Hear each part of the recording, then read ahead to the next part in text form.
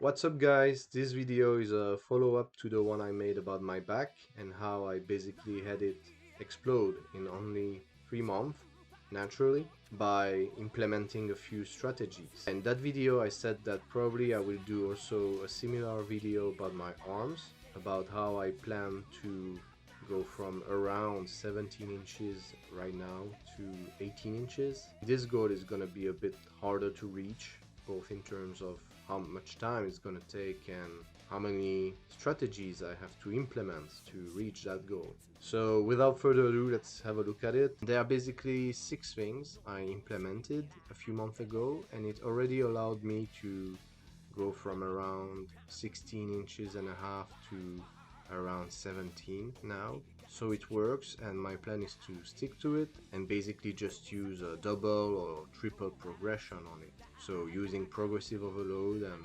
refining the technique.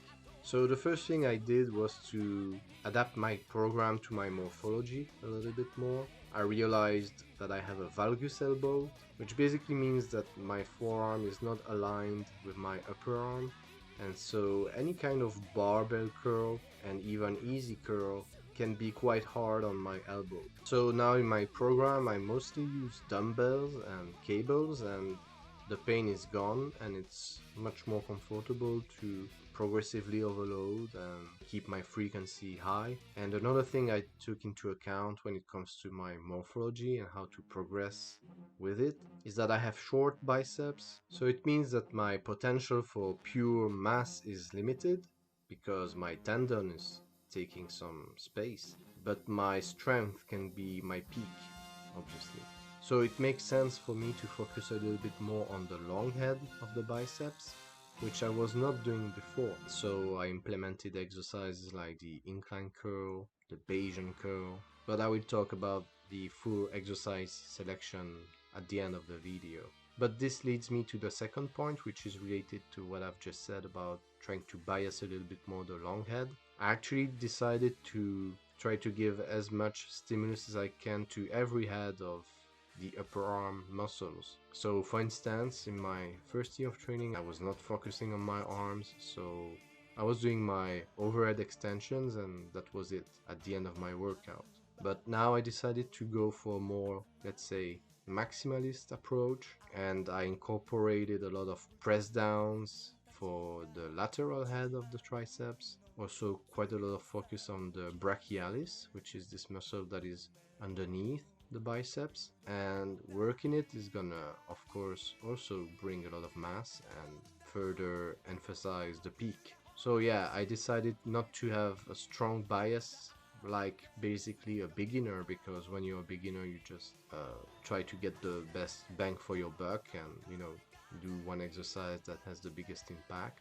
But now I really try to reach for the fullest arms possible. So that's the second point, only slight biases towards the long head of the biceps and also the long head of the triceps, but definitely I did a lot of lateral head, and I can already see how much of a visual impact it gives. The third point is also quite related to what I've just said about having only one exercise variation by the end of my workout. So yeah, the point is that since it was not my priority during my first year, I was usually doing just, a few sets by the end of my workout, but now I start the workout with quite a lot of triceps work and biceps work, and I just basically superset them with my pecs and my lats. I start with what I call my staples, so 2 exercises that I decided would be my bread and butter for the upper body, and that's pullovers, barbell and cable, and the crow's grip bench press. So yeah, that's my foundation for the upper body, and that's already quite a lot of triceps work. And then depending on the day, I would first work lats and triceps, or pecs and biceps, basically supersetting with the antagonist muscle of the secondary muscle to the compound lift. So yeah, typically if I would do another press variation like a decline press, my triceps would also contribute, so then I superset with biceps. Which also means that each superset block always works my biceps and triceps, but one is in isolation and one is part of a compound, so it can kind of rest for the next isolation. The fourth point is frequency, but there's not a big change there. Since the beginning I've been a proponent of higher frequency training. If you want more information about that, just check my natural bodybuilding tier list, where I explain why I believe higher frequency makes a little bit more sense. So that's my approach, and here it's not super high frequency, 3 times a week.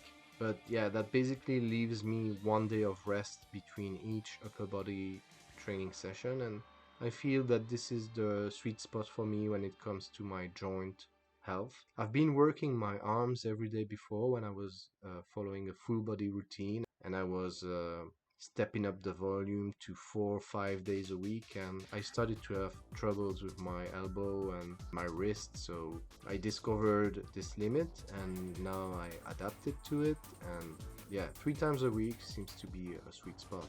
Which leads me also to volume. Like for my back, my strategy is to crank up the volume here. So when I look at both direct and indirect sets, for instance counting presses like 50% triceps, 50% pecs, I'm now at 23 sets for the triceps and 18 for the biceps, which is still not that far from the maximal amount usually advised. But you know, I think this is always personal.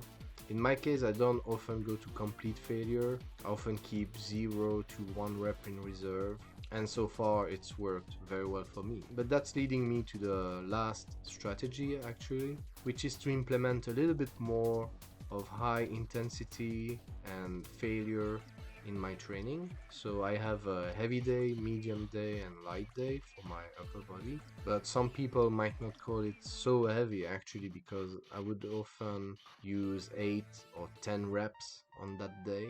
So my plan now is to really try to reach for 5 or 6 reps to failure for most exercises on that day, to really try to push my arms and expose them to another kind of stimulus. So yeah, those are the strategies, and when it comes to the exercise selection to implement that. So on the heavy day we have hammer curls and heavy bouncing curls. And I believe I got the idea of the bouncing curl from Leroy Colbert. So the idea is that you basically do a concentration curl, but you bounce a little bit on the floor, and it allows you to use heavier loads. Then on my heavy day I would perform incline curls and what I call also preacher curl trio. So I made a short video about that recently. It's basically a giant set that I adapted from Larry Scott's routine, and so you use a preacher bench and you perform a set of preacher curls, then you switch to a hammer grip, and then you switch directly again to wrist curls. And then on my light days I would have Bayesian curls. I like to do those at the old school cable station, where I can basically stabilize myself by gripping one side of the structure. And I would still have easy bar curls, but with lower weight. It's my lighter day and it's a bit more of a finisher in this case. I would perform up to 20 reps, close to failure. So that's it for the exercise selection. And then, like I said, of course there is also indirect work. When it comes to my triceps, it's actually half of my volume coming from presses, dips, behind the neck press, things like that. And for my biceps it's a little bit less, only 6 sets counted in indirect work, coming mostly from my weighted pull-ups. And now Professor Van Baarle has a message for you from the future, or your present actually, but you understood, right? So I'm now editing the video and I realized I forgot to mention the exercises I do for direct triceps work. So it's basically all those you could see me perform during the video, and I put the names on the screen now. Nothing fancy, as you can see they are all variations of push downs or extensions. When I want to go heavy I keep my arms in front of me and allow the upper arm to move, so it also works the long head of the triceps because it attaches to the shoulder joint and it allows me to put on more weight.